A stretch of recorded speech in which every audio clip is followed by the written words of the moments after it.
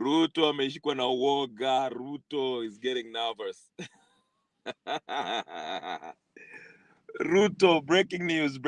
Just within this past hour, William Samoei Ruto, the president of Kenya, that has lost all legitimacy, has just announced that he has appointed an IEBC commissioner, the head of IEBC and 6 other commissioners. So we have an IEBC in place, ladies and gentlemen.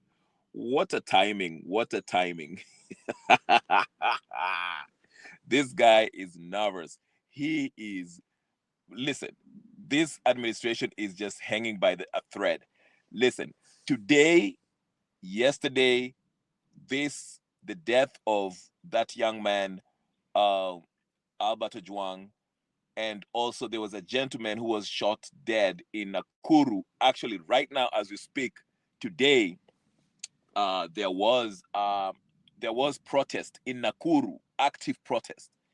And even right now, as of this past hour, we still have the Gen Zs camped up at the Central Police Station demanding to speak to the DIG, Eliud Lagat, who is said to be being responsible for ordering the killing of Mr.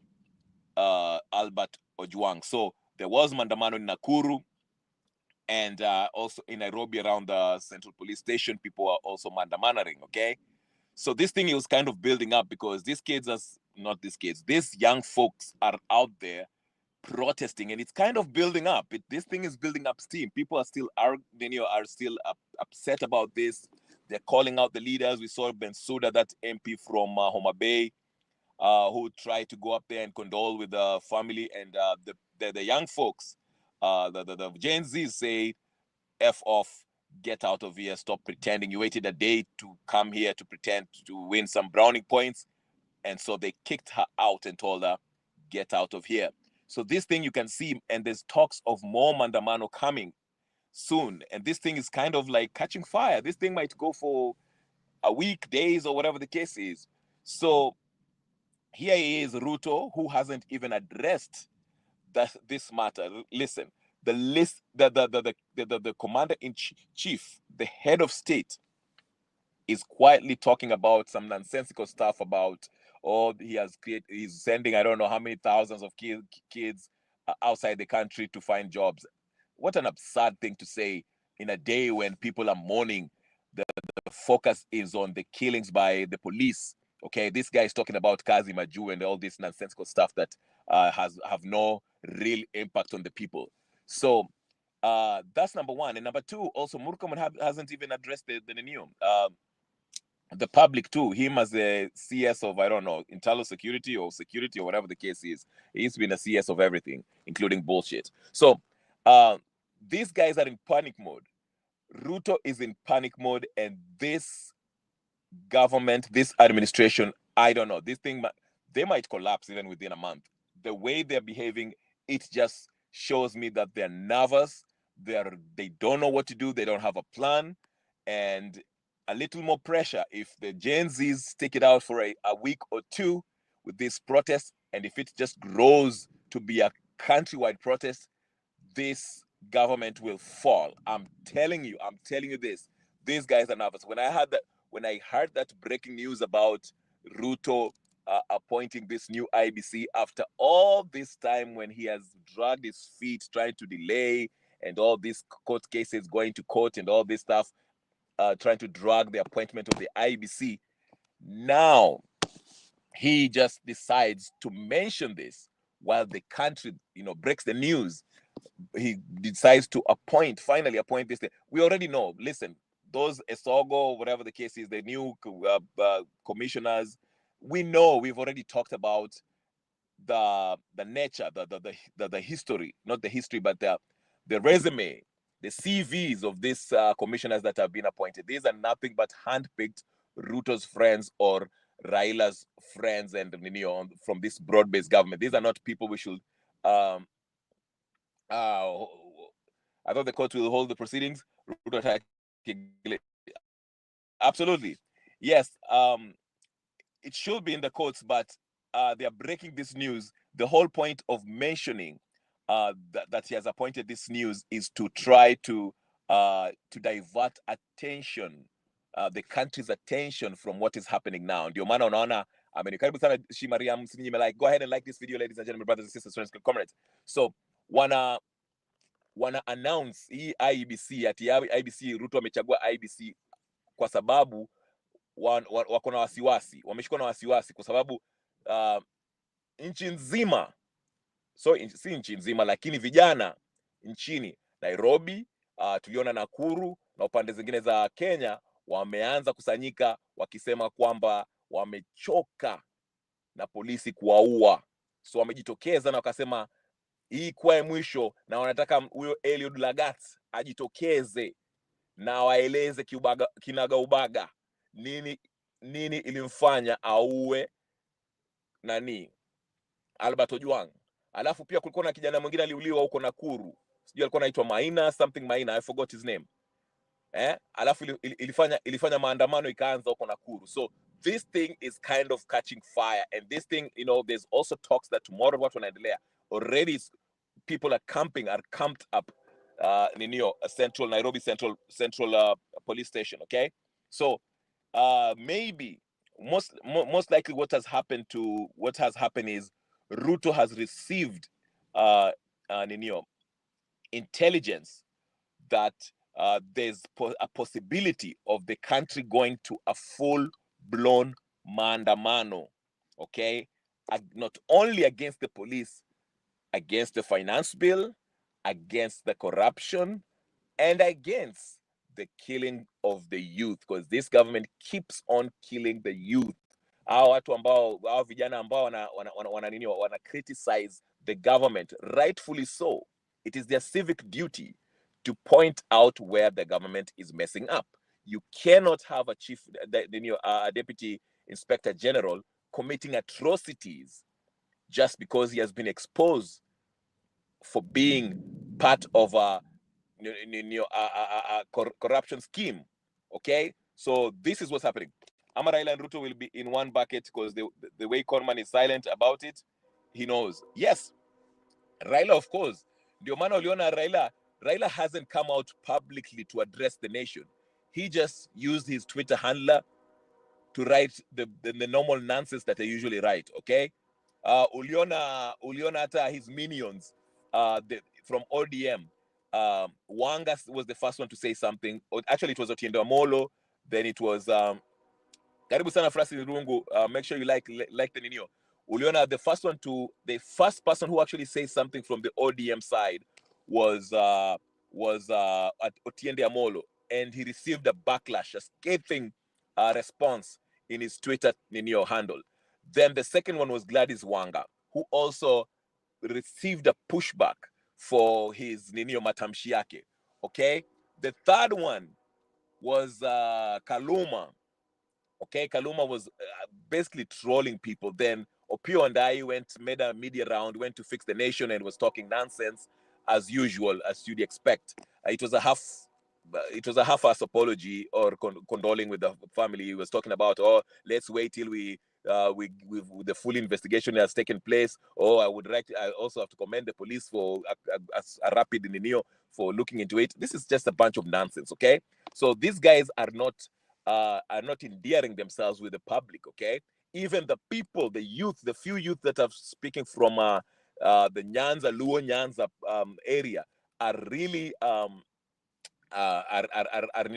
speaking out against these politicians and the hypocrisy. Okay, they are laying it out how it would be if it was Ngodo Were who died. Yes, how is it? It's going. Yes, it's going down. Joseph Baidas, karibu sana, weka like hapo basi. Nice seeing you, brother. So these guys are seeing that hii kitu inaanza kuchemka. Okay, hii maandamano inaanza kuchemka. So I swear, when I saw that breaking news, I fell off my chair and started laughing, because I'm just like, these guys are in full panic mode. Ruto ako na wasiwasi kabisa, ameshikwa na wasiwasi. Huyu jamaa anatetemeka matako. He is worried. He doesn't know what to do. I mean, why would you does he really think that mentioning that he has appointed the IEBC, that will make the Gen Z move away from the streets and say, okay, it's okay now, you've appointed the IEBC, so we shall stop protesting against this killer policemen and women, okay? Does he think that actually people will be diverted with this, because now, listen to me, the next stage of this thing, you'll see Ruto and these NIS rats, plus these fake human rights activists like the Hanefa, you'll see that their next move will be to have an aggressive social media presence to advocate. Of course, wanna pretend that you are against Ruto, but they'll start advocating for, hey, Jama, let us make sure that we register for vote so we can remove Ruto now that we have let's remove Ruto through the ballot because now we have the commissioners. That is what you'll see. That is the next stage. These people are predictable. They're predictable. They can't think, okay? They can't think, and that's their next move. Utaona, like I said, listen to me carefully.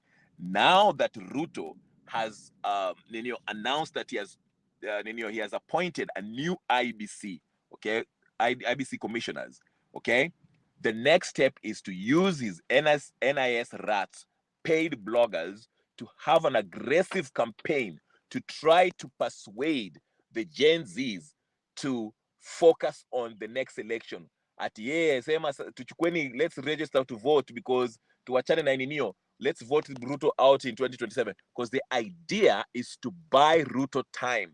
They want Ruto to have time until 2027 so he can have time ajipange vile anaenda kuiba hii kura, ajipange vile he will orchestrate violence against the people, ajipange how he will have his whoever he wants to buy, ajipange vile he'll maneuver his way, cause chaos, and then act like and a later order. He wants time to plan these things. That's why you'll see that the next step, he will use the social media, an aggressive campaign using the so-called human rights and civil rights activists to start this idea that Gen Z, tulieni sasa tuko na IEBC, we have IEBC commissioners, so let us just focus on registering to vote so that tuondoe Ruto in 2027. The field is now ready. Sasa tumejua referee ni nani, so let's get ready to remove Ruto. That is what they'll start pushing in the next few days, because these guys are worried about the kind of anger that this Gen Z have started showing, especially publicly, by going out in the streets and protesting. Especially, they're putting pressure on the police. They know Ruto can only depend on listen to me, ladies and gentlemen. Let me just repeat this one more time for the people in the back. Ruto is being held in that office by the fact that the police are the ones he's and depend on to launch or to orchestrate atrocities, violence against the people, to try to demoralize the Gen Zs through violence, extreme violence. That's why he's basically counting on the police. And what he's seeing right now, he's seeing that the Gen Zs are targeting the police, the very only people, the only security apparatus that can physically protect Ruto if the people stand up and decide they are going to the State House to remove Ruto forcefully. That's why I'm saying this targeting of the police, this pressure we are putting on the police is the right pressure. Tusiwawache, tukae now bumper to bumper. Let them not breathe. Let's breathe on their necks. And I'm glad Gen Zs are doing this. They're staying in that police station, central police station, demanding to speak to Eliud Lagat. I've even seen they've started exposing the identification cards of his son, where his son goes to school, his address, his phone number. Okay? The phone number of the son, the phone number of Eliud Lagat mwenyewe. Okay? Like I said, this is the right amount of pressure, because listen to me, I know some of you might think that, oh, ati army itakuja imtetee Ruto, itakuja kudefend Ruto. Absolutely not.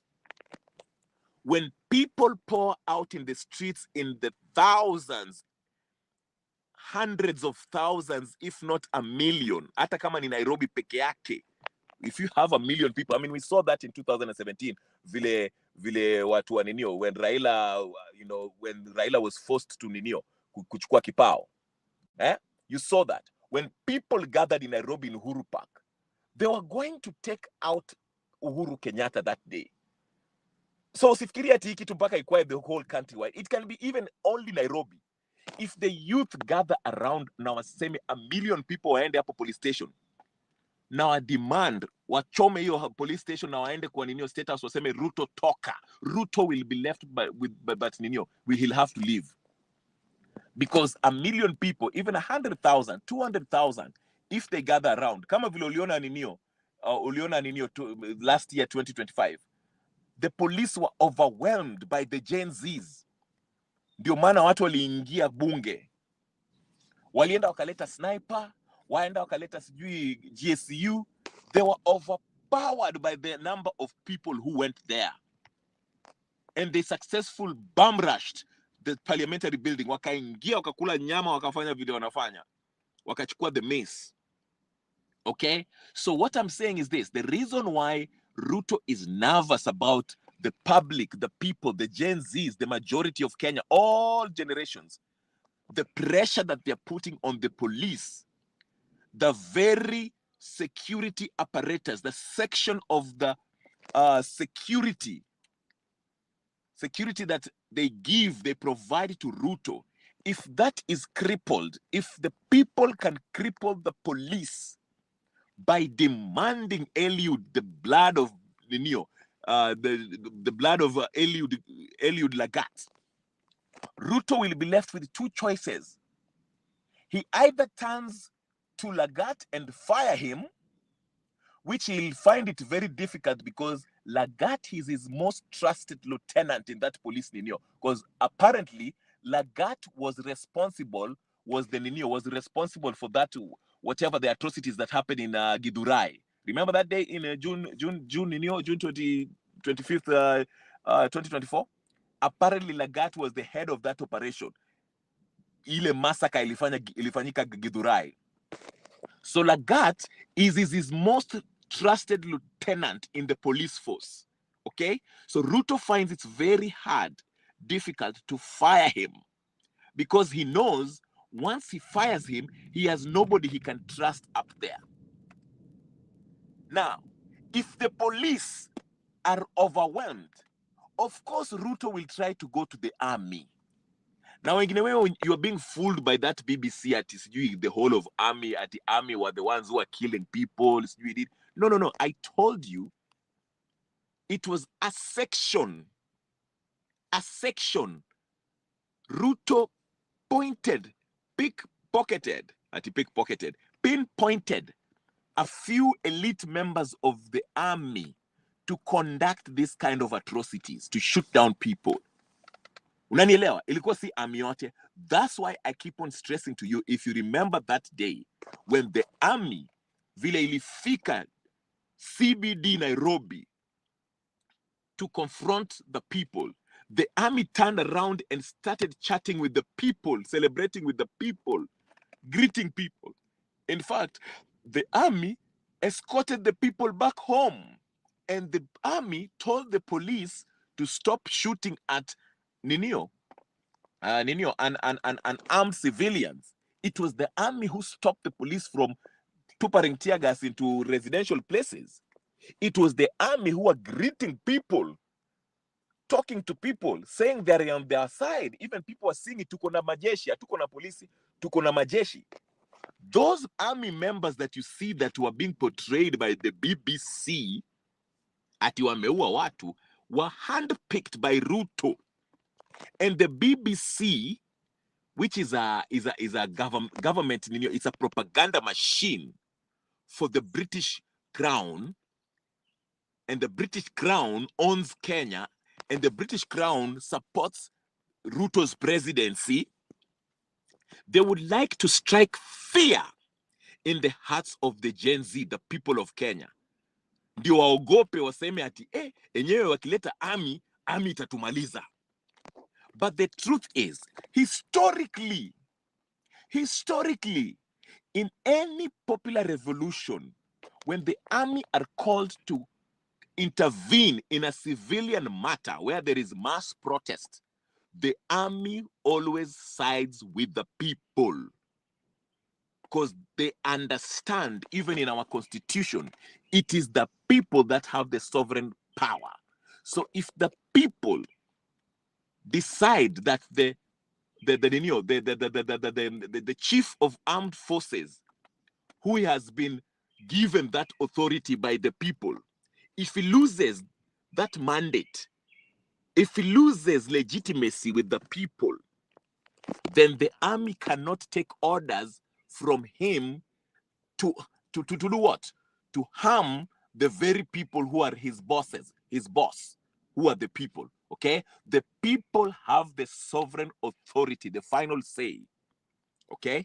So if Ruto dares call the army to come and intervene in the event that the police are overwhelmed, the army are most likely going to side with the people. We saw that already when we had Mandamano in 2025. Okay, so the propaganda by the British Broadcasting Corporation, BBC, was to try to portray this image, this narrative that the army are against the people. So don't be fooled, because we saw it with our eyes when the army hit the CBD. Because if you remember that day, the call was to go to State House. Vile watu walimalizana na parliament, people said, let us go to the State House. Let us go occupy State House. Tuende tukatoe Ruto.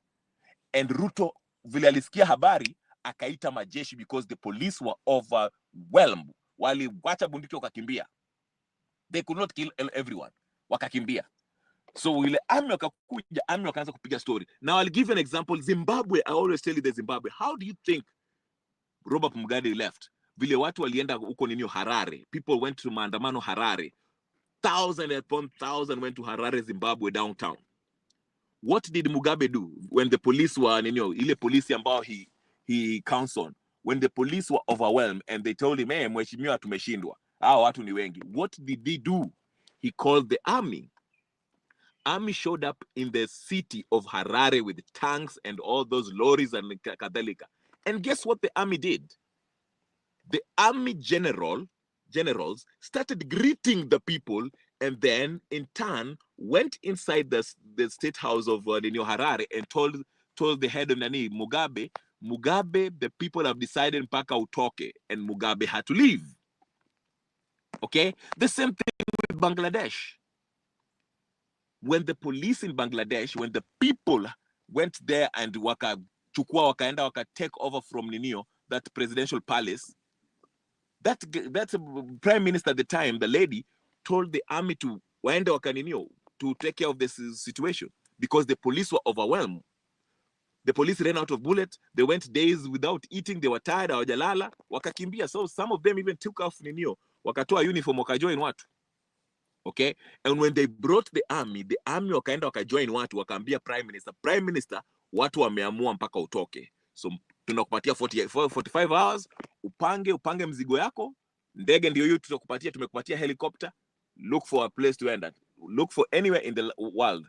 Piga simu president rafiki yako, uende pale unataka kwenda, helicopter ndio hiyo. We shall make sure that you live peacefully.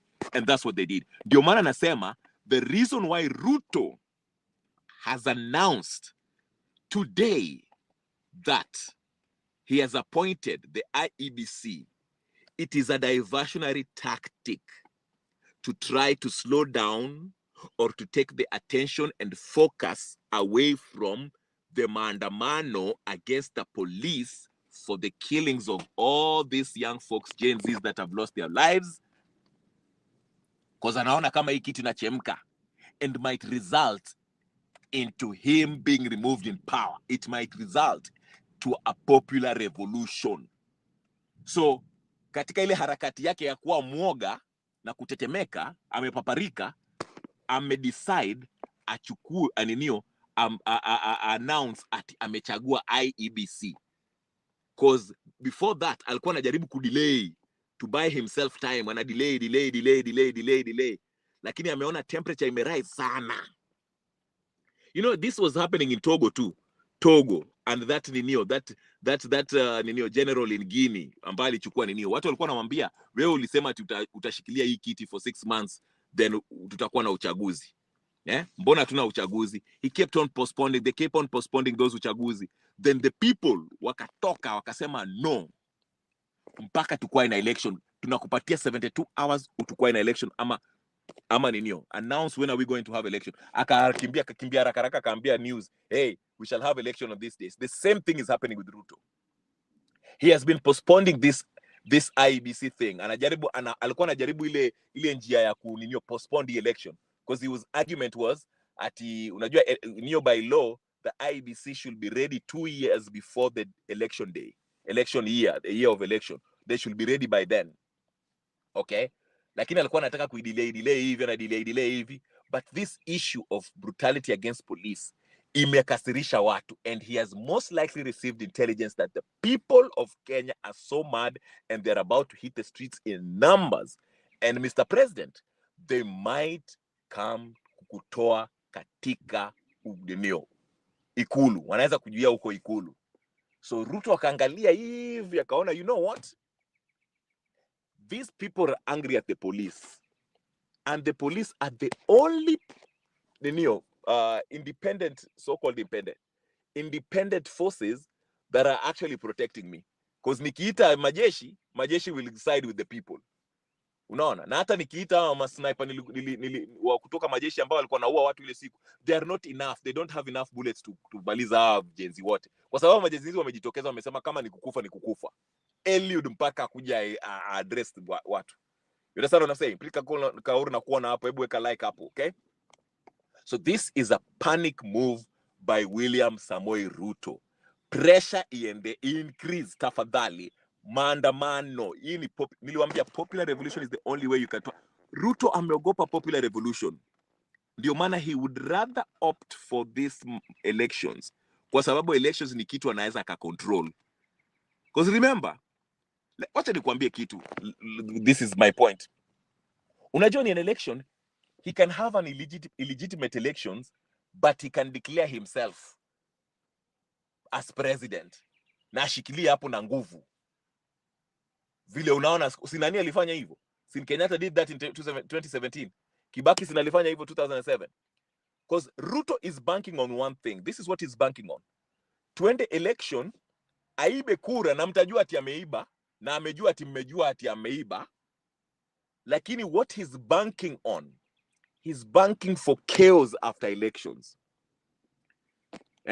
Kwa sababu ata after election amejua mtaenda kuprotest, alafu atawatuliza kwa kusema ati endeni kwa court, then kotini wataenda kwa kotini, alafu koti itakata vile itakata, alafu violence na protest itaanza, na hizi machafuko zikianza na hizi ghasia ikianza, ataita marafiki zake wanaita international community, AU, na hizo nini za ujinga awaite hapa, wakuja hapo, walete a government of national unity, whether it is something based on the NADCO or really the previous BBI, ama ile government of national unity walikuanga nayo na Raila. That is what Ruto is banking on. Anataka ghasia ikue Kenya. Anaogopa revolution. Anaogopa wananchi wasichukue the mantle. Anaogopa the mwananchi asiende hapo kwa streets to have a popular revolution and demand that he steps down. That is his biggest fear. Ameogopa. That is something that Ruto is ameogopa hiyo kushinda ujimoto. He is afraid of that. For those of you who are saying that sijui twende election, he likes that. Ruto anapenda elections. In fact, he wants election. Ndio maana unaona he's very calm akisikia watu wanasema tunataka election. Kina hizi vitu why do you think he doesn't worry about Gachagua? Vitu anasema vitu Gachagua anasema. He sends Oscar Sudi aenda katukanana na Gachagua.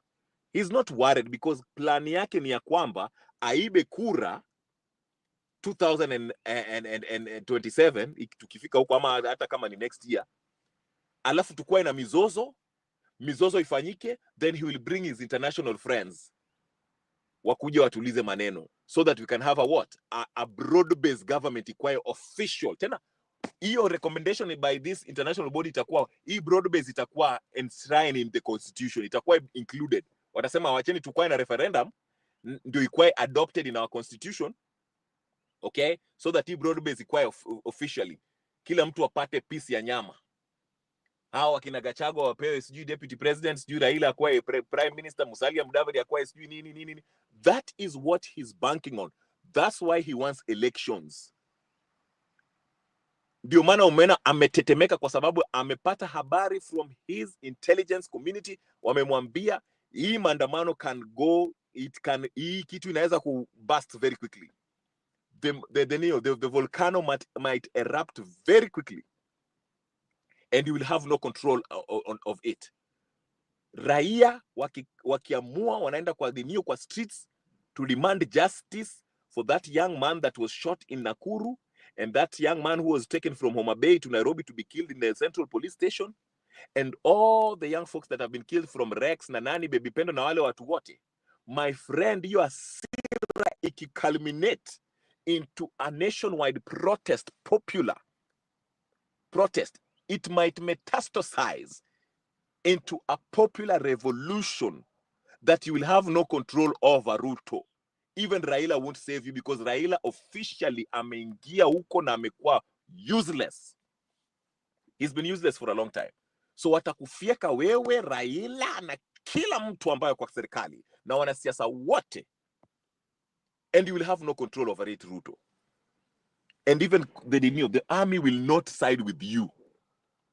That is why they're mentioning wana appoint IEBC. Ametoa hiyo hotuba leo in the midst of the maandamano against the police, in the midst of the maandamano of what, of the police. Ameannounce ati amekubali sasa IEBC ndio hiyo ameweka. The message is, tafadhalini Gen Z, musianze mizozo. Election is only 2 years ahead.